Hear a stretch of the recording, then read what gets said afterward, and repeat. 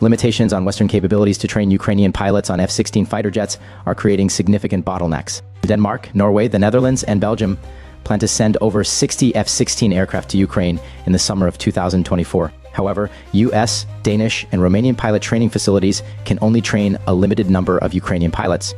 The US National Guard is planning to train 12 Ukrainian pilots by the end of September 2024. A full squadron of 20 aircraft requires 40 pilots, highlighting the training shortfall. This bottleneck could impact Ukraine's ability to effectively field F-16s in the near future.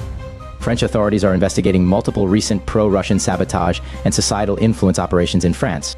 These efforts are part of continued Russian hybrid war measures against NATO states. French media reported on June 5th and 6th that French authorities detained a man with pro-Russian beliefs and dual Ukrainian-Russian citizenship at a hotel near Paris.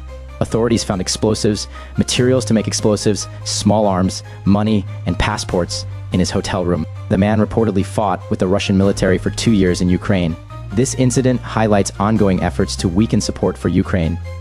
Russian President Vladimir Putin sought to repackage long-standing threats about direct confrontation with the West. Putin claimed that Russia will provide long-range strike capabilities to unspecified actors for strikes against the West. This threat aims to influence Western decision-making about Ukraine's ability to strike military targets within Russia using Western-provided weapons. However, Putin's threat notably does not threaten escalation in Ukraine or direct confrontation. This suggests the Kremlin may be adjusting to select Western perceptions about the credibility of such threats.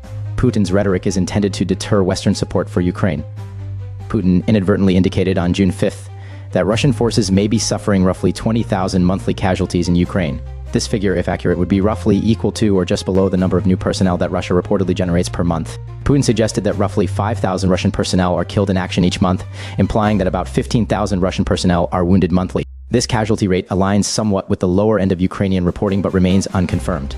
The high casualty rate poses significant challenges for Russian force generation and sustainability in the conflict.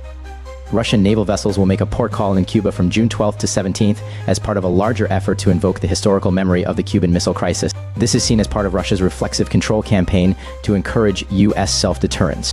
4 Russian vessels from the Northern Fleet, including the Admiral Gorshkov frigate and the Kazan nuclear-powered cruise missile submarine, will visit Havana. The vessels may also stop in Venezuela later in the summer. The Kremlin hopes this naval presence will strain U.S. relations with regional allies and deter U.S. policies supporting Ukraine.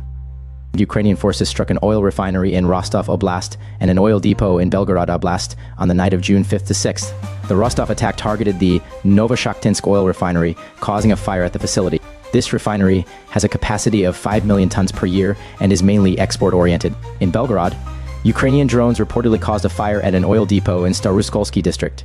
These strikes are part of ongoing efforts to disrupt Russian logistics and infrastructure, impacting Russia's ability to sustain its military operations in Ukraine.